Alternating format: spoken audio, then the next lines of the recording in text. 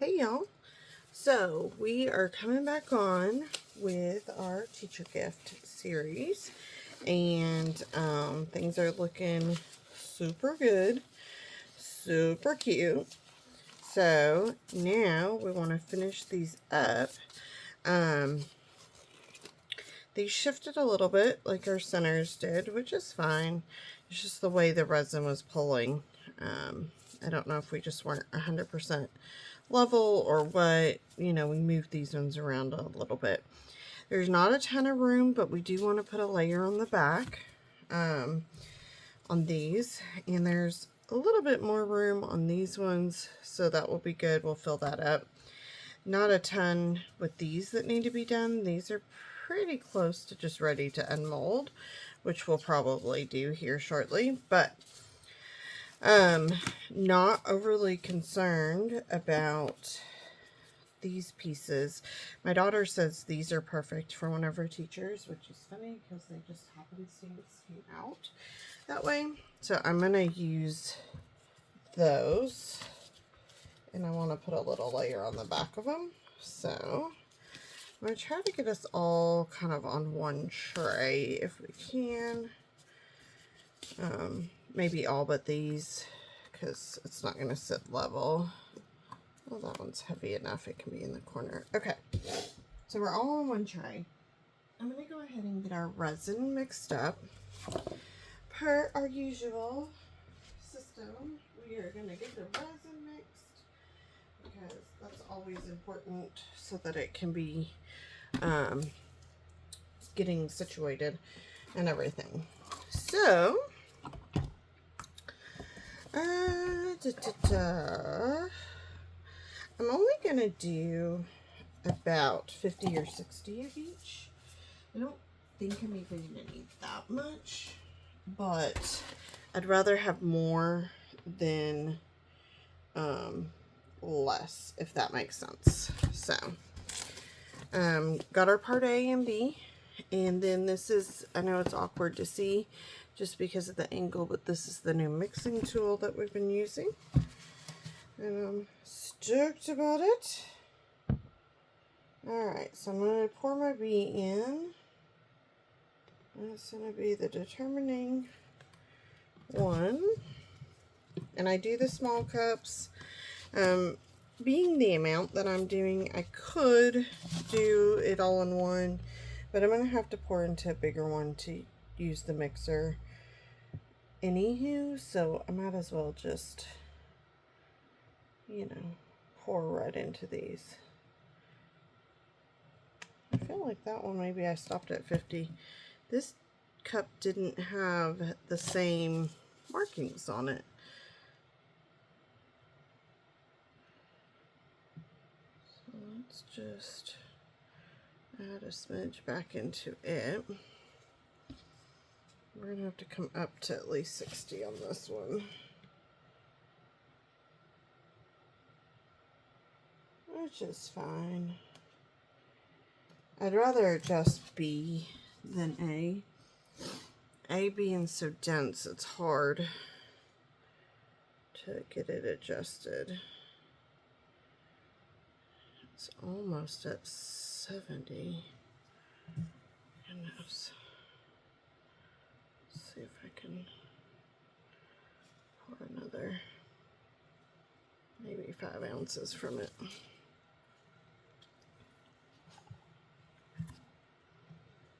I'm going to get me a paper towel with some rubbing alcohol on it, because I'm making a mess. I guess. Alright, let's see. So we're right under 65 on that one. Where are we at over here now? Right at 60. So we're going to pour just a smidge of our B back in. Let these kind of settle, but I think we're going to be much better. We're still a little.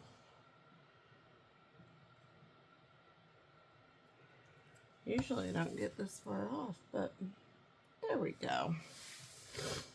But sometimes it happens. It's just one of those things, like, you know, you just end up inadvertently doing that.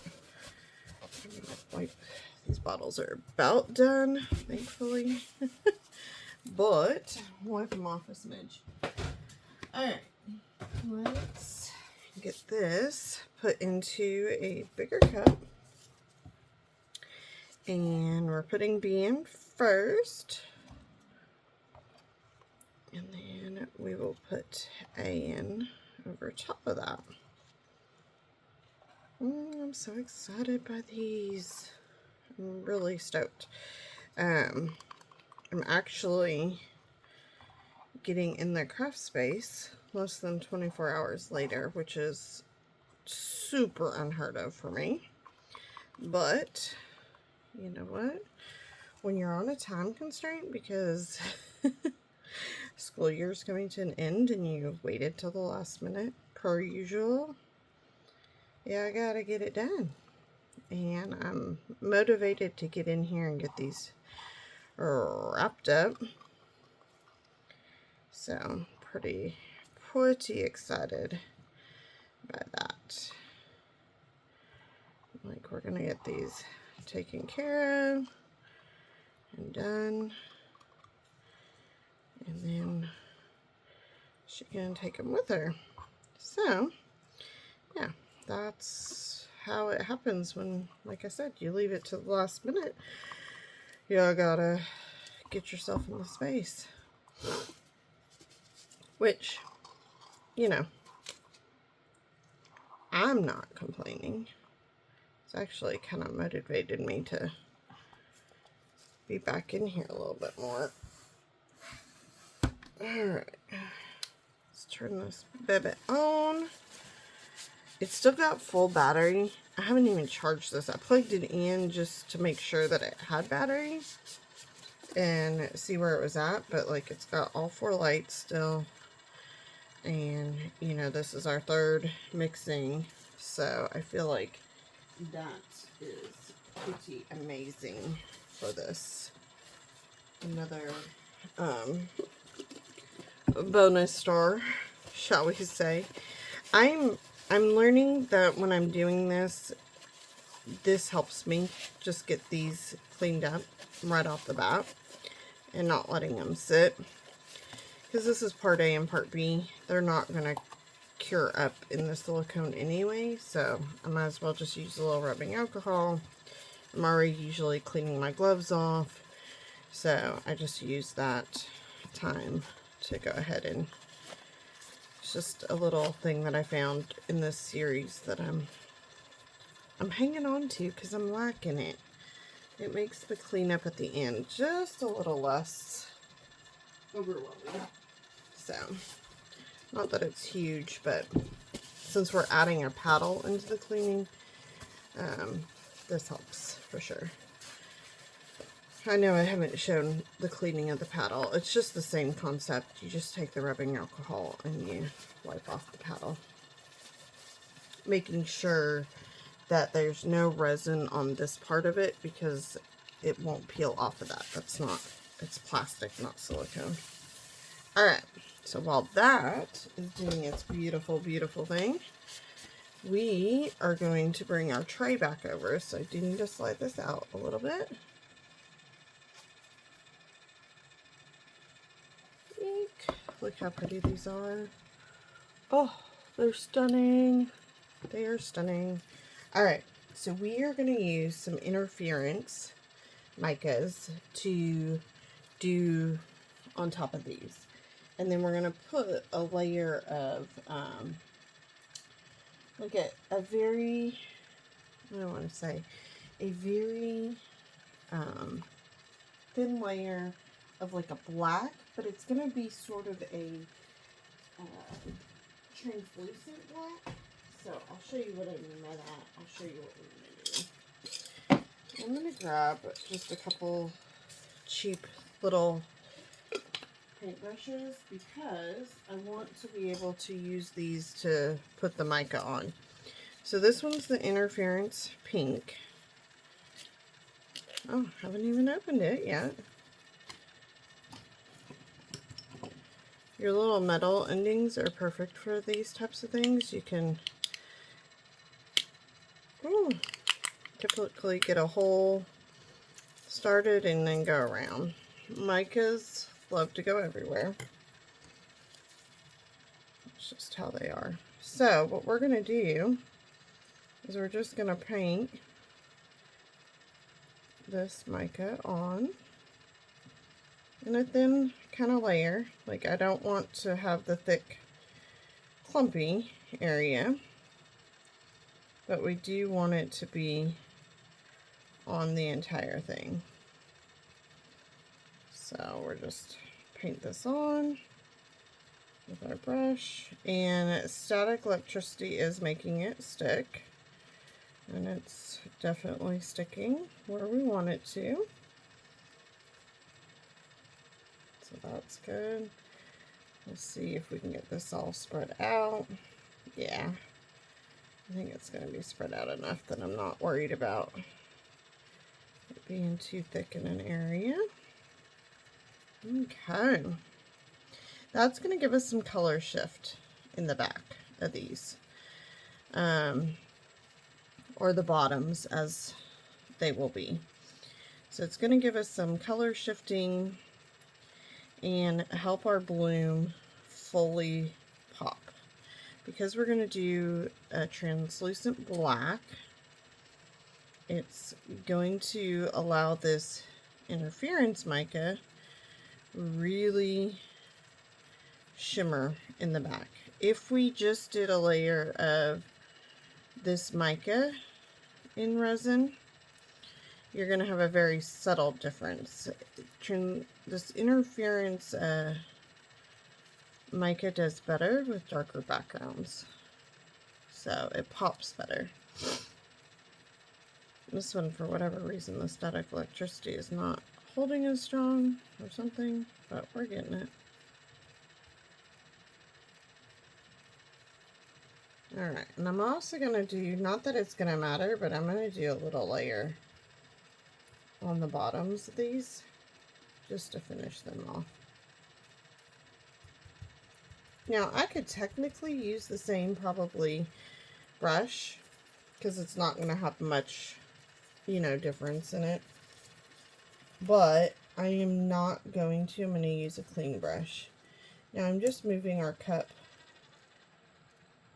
to the edge of the paddle just to make sure that we get all the edges. And I'm bringing it to the bottom to make sure it's getting all the bottom. And I think, truthfully, it's probably done. It looks pretty good in there, which I just love that.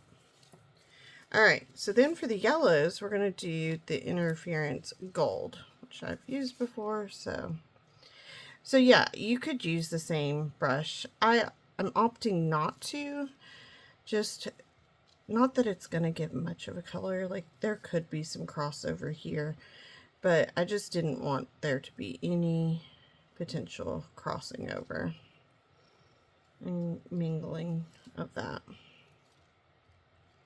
So that's why.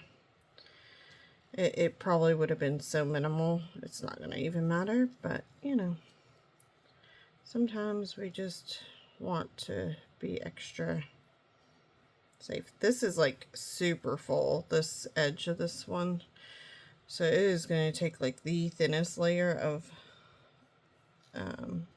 the black that we're going to do.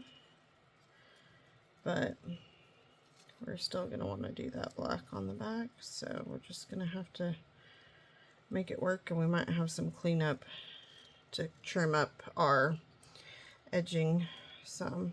And I might turn that one to where that's more at the back, because I feel like it does flow more towards me usually. So, in the way this tray is and the way it's sitting in the tray, I feel like it's gonna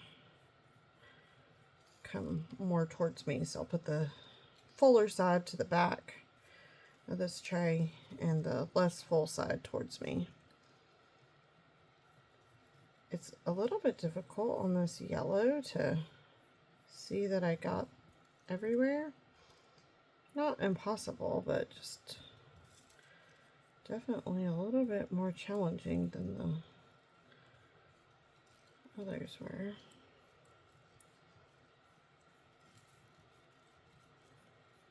And more surface to definitely cover. You know. Here. Alright, so just gonna do a little bit here. And I'm gonna put a little bit here.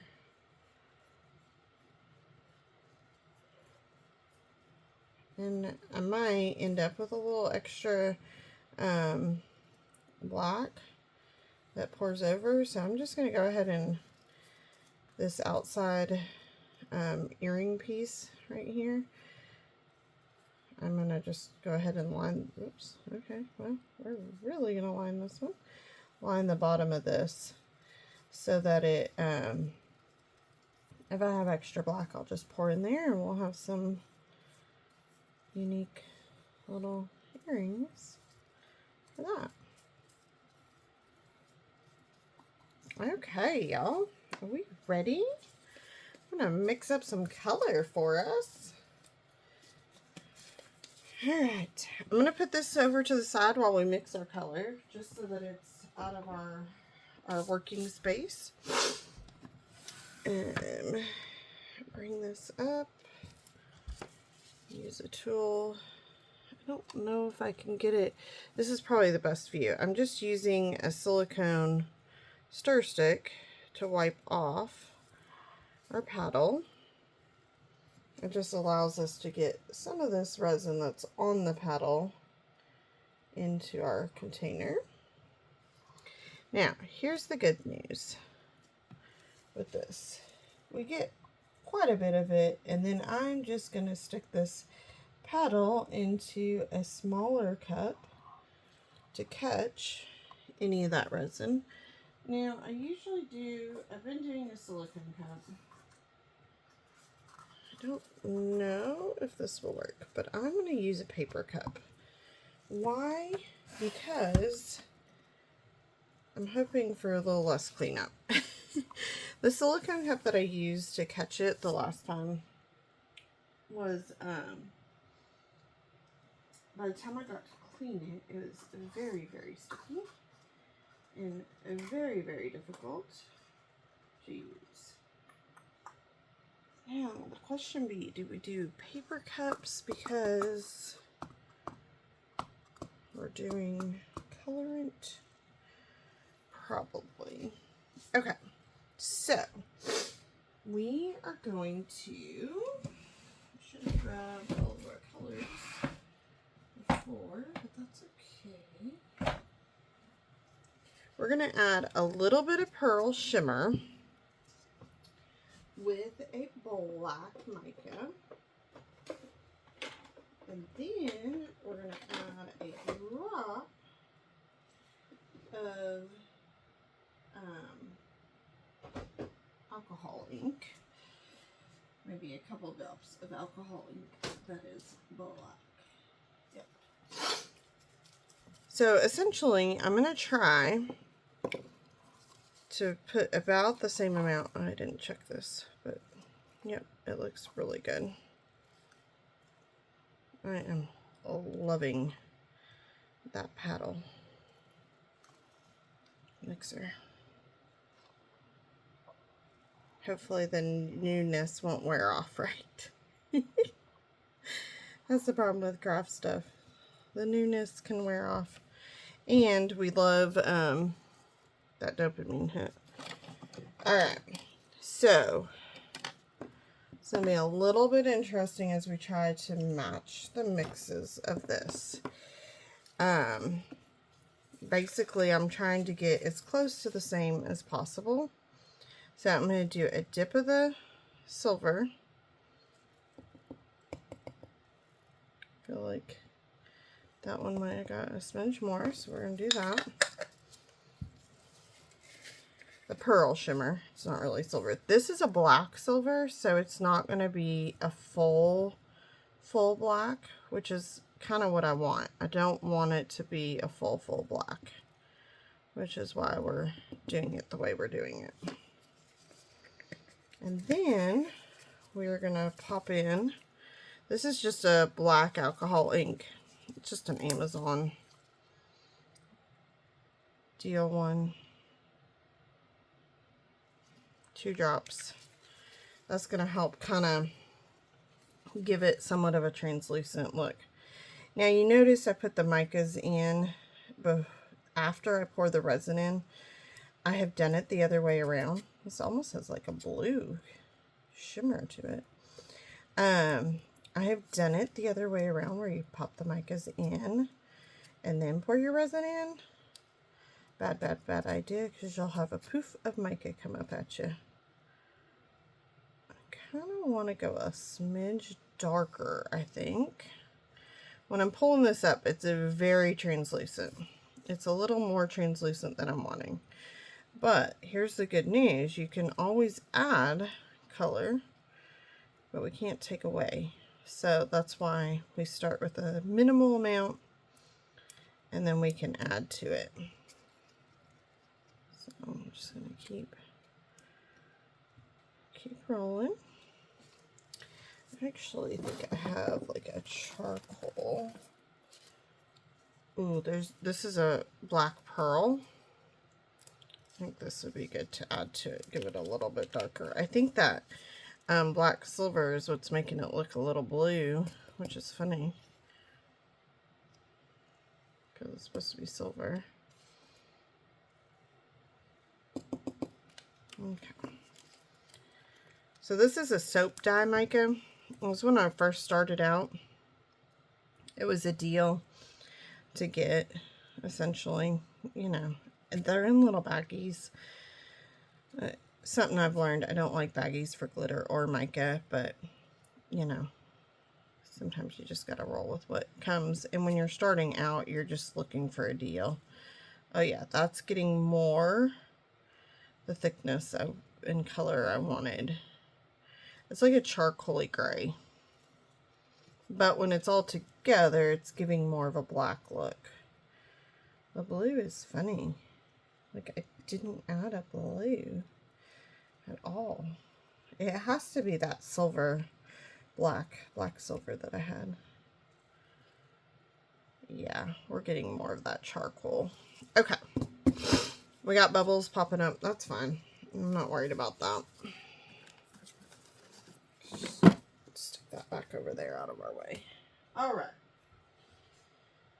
So, do you want to turn, like I said, I want to turn these ones around. So I'm going to do that, trying not to touch where I've got the mica on there. So I'm trying to grab from the sides and the bottom to really do that. I think I turned that one too much. There we go. Okay. So it doesn't ultimately matter which one goes to which, because these are, relatively speaking, same colors. Now, I do want, I just got to find the right tool. I want a silicone brush to help move the resin around. And I kind of go into our petals. Hopefully have it pull itself all to the center. These ones I definitely don't want to overfill, just because I want to do as thin of a layer as possible. So it's going to be with a silicone brush moving that around. That's to be expected.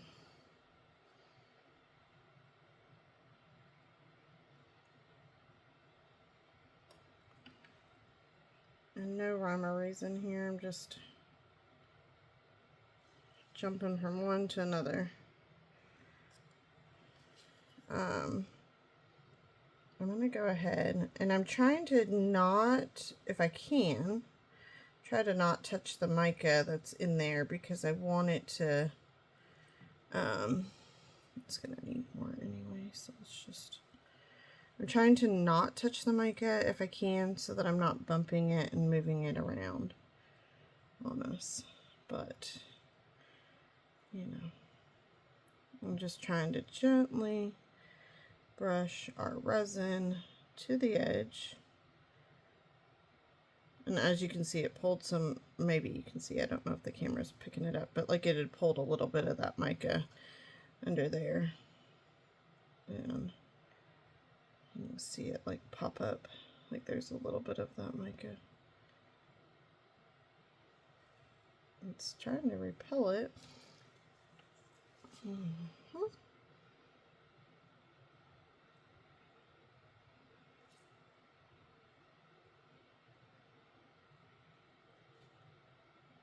I almost feel like we could have gone a smidge darker, but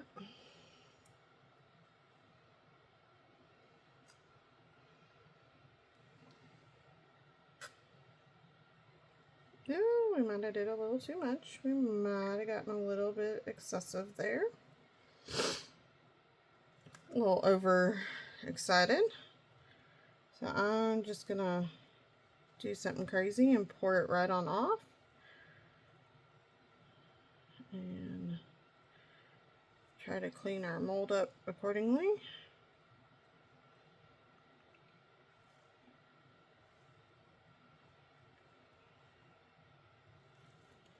Okay. Alright. Let's see if we can finish getting these guys situated. I don't know. It's not spreading like I thought it would. I think just because it's such a thin freaking layer. It's like really hard to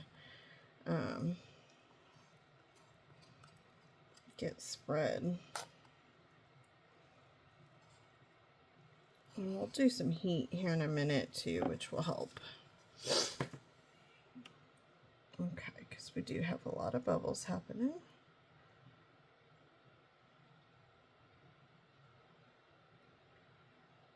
I can see.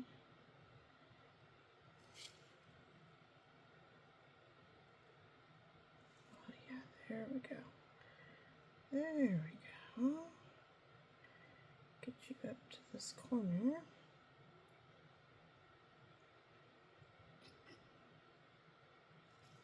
There's a piece of dry resin that's got picked up.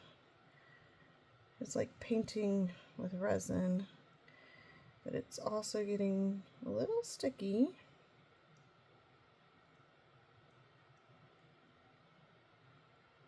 Probably because of all the added stuff, it's getting sticky faster, which makes me think I better just pour these in. Oh, see this?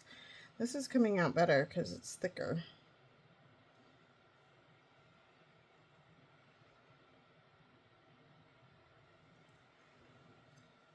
This is more what I was hoping for, but that's okay. It's all right. It'll be all right, all right, all right, all right. I just need it to move over here. It will start filling in those gaps if we can get it pushed to the edge.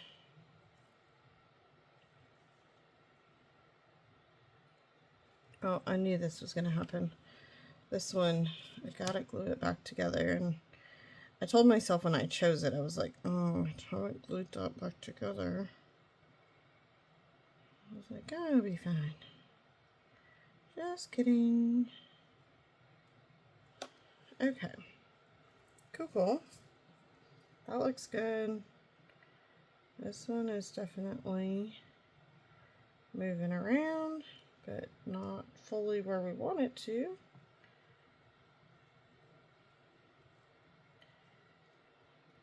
So let's bring you. Sometimes just picking it up and moving it, as long as you don't go over another edge, will help you get it to the edge that you need it. Those being the shape that they are with the flower, it's just too much to try to do that because they're not as stable as this is. But this one, it's really easy to kind of do. Look, we can see some of the pink in there. I hope that's coming up on video for you, because it's really pretty. So it's like rolling it around essentially. There you go. And then use our tool just to get in a gap where maybe it's not gonna hit without going over.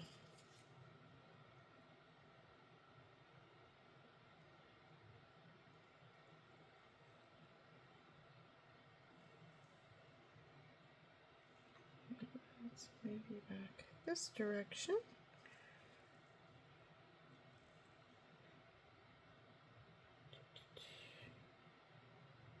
Come on. Not much more. There we go. Okay. So those look good. I'm happy with that. I'm going to add our black on here.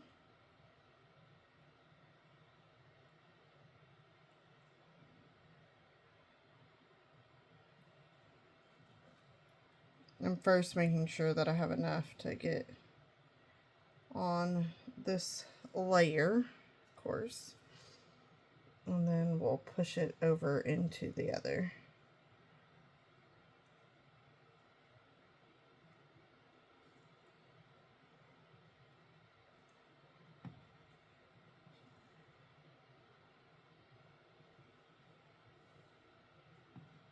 So we're just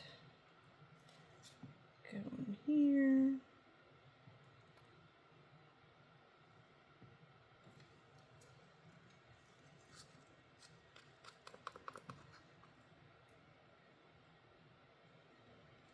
And then if we have enough, we'll just kind of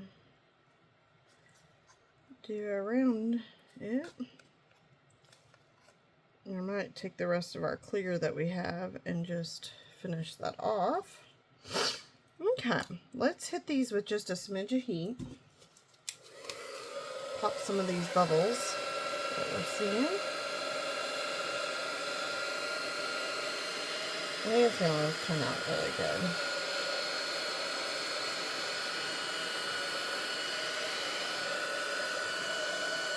You can see mica particles flying. Ooh.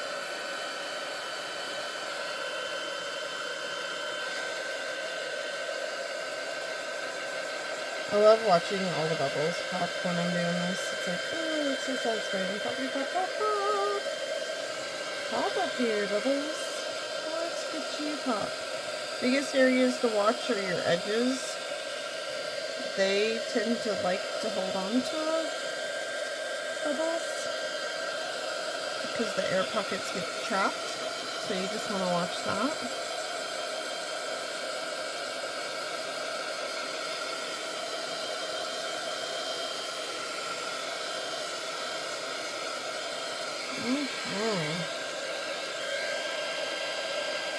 There's like a little crevice that didn't look like resin had gone into, but we're okay.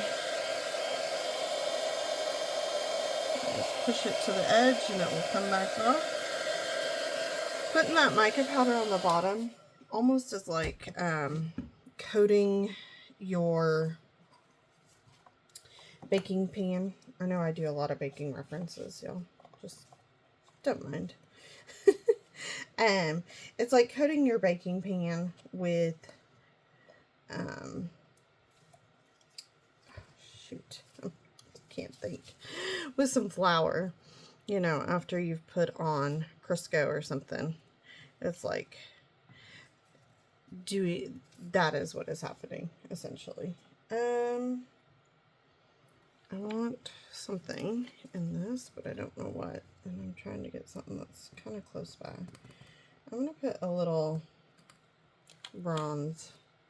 Oh, it's sunset gold. Kind of gives a bronzy look to go in here. Oh my goodness, this silicone brush. It's one of my favorites, if you can't tell, which is why I'm using it. But it is not great when your resin gets thicker and it's starting to pull it off.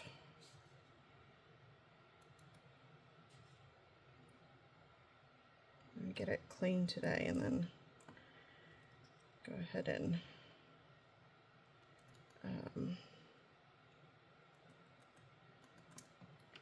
once I get it cleaned, I'm gonna make sure to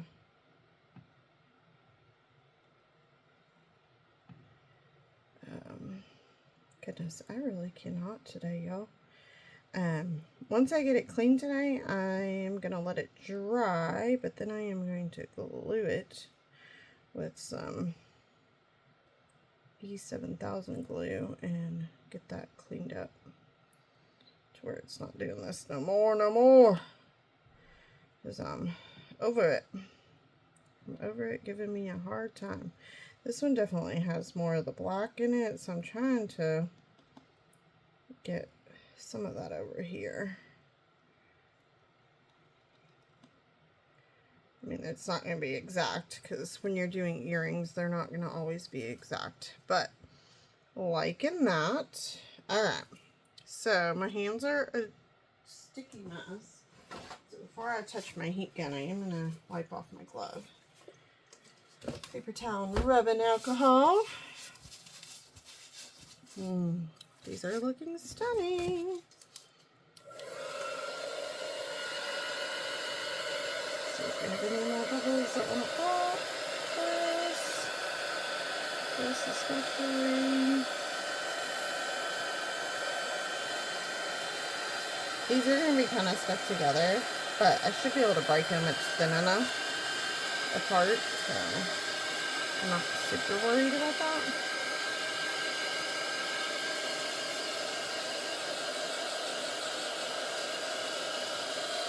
This right here, like these little puddles of mica, that's what happens if you don't mix the mica well. And because we brushed on the mica, obviously we didn't mix that in. So it's just like if the flour on a baking sheet, you know, when you do that, you might end up with a little patch of flour on the crust of your whatever you're baking kind of thing. This is going to be atrocious to clean off, so I'm just going to go ahead and, while I had some rubbing alcohol on a paper towel, just clean that up a little bit so that it wasn't so bad to clean up. Okay, so that is that tray. We are done there. Our other things are pretty darn full. There's not really anything that could be done with these, because they are like ready to essentially come out. Other than I'm going to paint just a little bit of this copper on the back of these ones, because this particular one has a little bit extra room. So I'm just going to bring you over. These I don't know what will be for. These are just bonuses, you know. So I don't have anybody particular in mind per se. It's just, like I said, a bonus thing that we got, which is always fantastic. It's fun to get bonus pieces. All right, so let's see here. Did we have? We're working on it. I don't want to add to our crosses that were not finished from our last series, but these are the worry stones. So I'm going to just add our extra resin in here. So, because the cross, I want to add a particular color, so it might end up being like a little finish up tutorial on its own. Because I do want to finish the cross. I want to figure out what color I want to use for it, and I want to make sure that I have enough of that color so that I'm not piecing together. These are a piece together worry stone. These are definitely got things from multiple pours. So the resin is getting tackier and tackier as we go along, just to be expected. Then I'm just going to plop some clear in.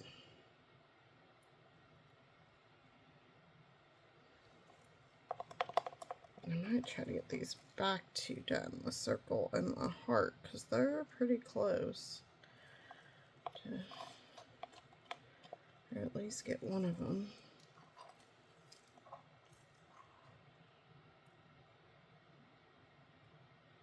Finished up.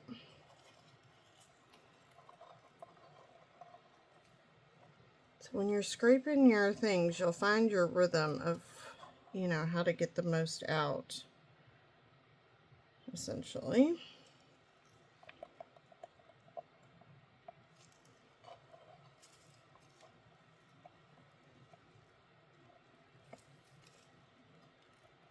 So I'm scraping, and then I'm scrape my tool, and then I'm able to get a big chunk of that to go back in.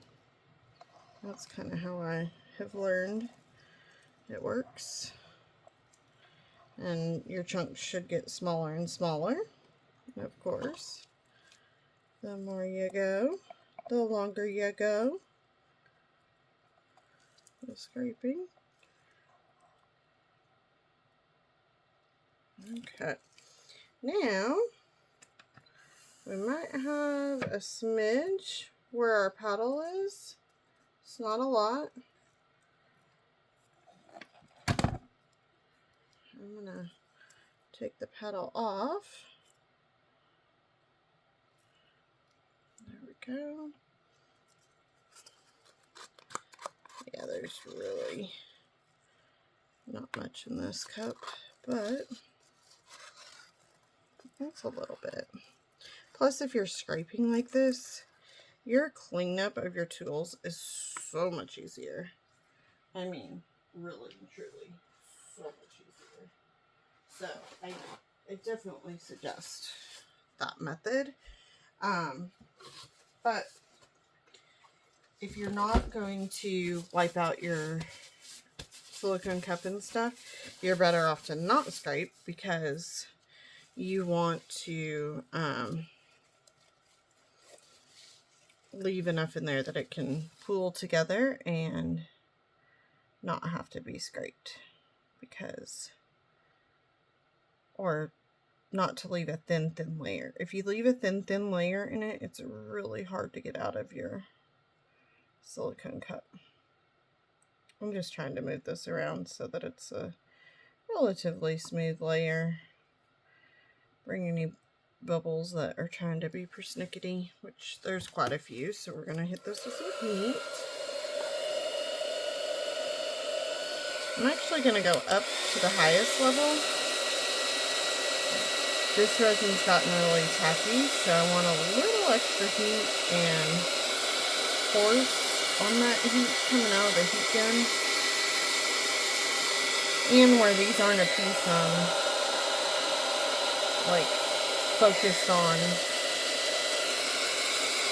making sure 1000% cure properly, I'm not as cautious with the full-on heat, but I just wanted to get those with a little bit better. Alright, so last with these ones, I am going to spritz them. Pop any of those last remaining bubbles, and that is set. Now I do want to bring our tray back over with our coasters and stuff. I want to look at them, make sure there's no bubbles that are trying to be persnickety, and I am going to spray it as well, just to ensure, like these especially. Yeah, there's some pretty major bubbles going on that. As you notice, it does change somewhat of the look, so you want to be aware of that when you're spraying, that it can change a little bit of the look. But this I'm not worried about, because it's going to be the bottom side. Alright, let's see here.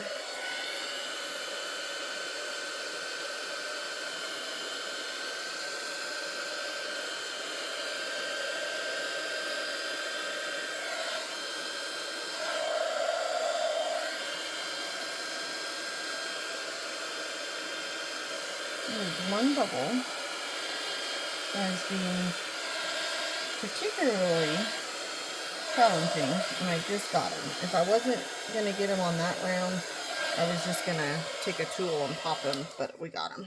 All right. So that is that. These will set up for a good, you know, 8 to 10 hours. Probably even more. Probably will give them about 24 hours to fully set. And then we'll unmold them and do some cleanup on them, and they'll be set, which is fantastic. That's like some of the easiest little things. So if you have the time, handmade gifts are so fun, especially if you know the person somewhat, just even a little bit, because you get to create something special for them. So I always like doing that if I can, if I've got the time. And I really let things just come as an inspiration to me. It's very much so of like, in this situation, my daughter needed end of year gifts. Okay, you know, that's going to give me a guideline of something. But for like other people, I usually just like, something will come to me at a random time and I'm like, oh, I want to make that for so-and-so. And then slowly the whole thing comes to picture. With this, it was like, oh, daughter needs these. Give me a color they each like. And okay, let me think about what I want to make. What can I get done in a reasonable amount of time, since I don't have a lot of time, type thing. Alright, so we're just using some rubbing alcohol on a paper towel to clean our tools and stuff. The paddle is really pretty easy. Again, with just a paper towel. And you're just following the paddle spins. Again, this is plastic, so it won't, any cured resin on that is going to be stuck. So you want to make sure that that didn't get resin. If you're mixing the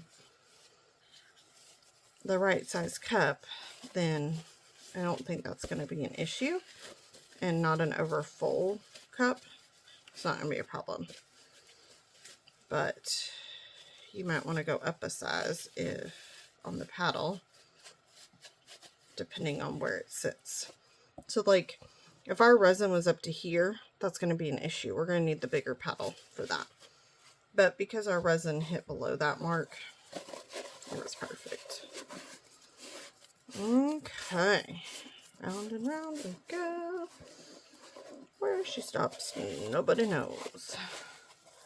And I just get a fresh paper towel every like few times. This one was kind of like the last. All right, hoorah, to clean up these tools. I think I have a couple tools on the trays that I want to grab. Yep, I do. So I'll use this to start it, and then I'll get a fresh one to help finish it. This I gotta be careful because we gotta fix it once it's dry.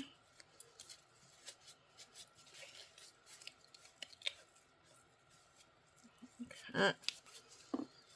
Let's get a fresh towel. And I go through paper towels and rubbing alcohol.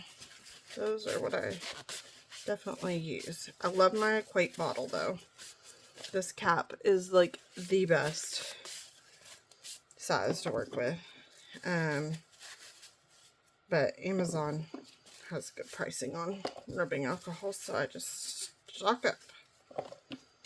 And truthfully, I haven't had to reorder since I had that big box. And I use I'm not shy about my rubbing alcohol use, so, you know.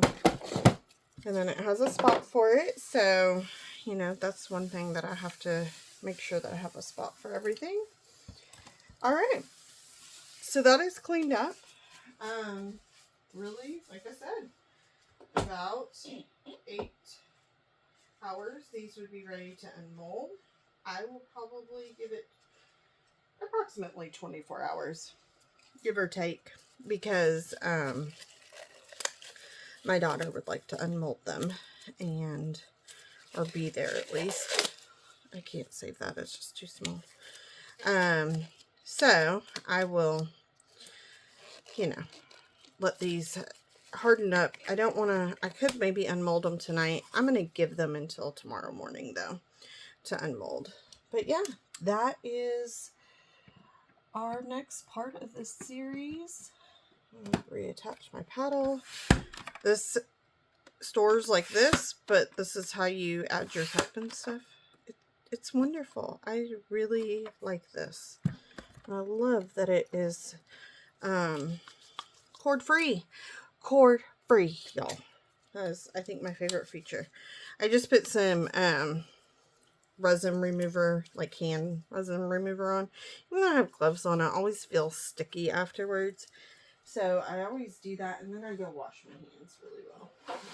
Multiple times with soap and water. Alright, y'all. I hope you are having a wonderful week. And I will see you guys back again soon for the unmolding, the best part. Bye, y'all.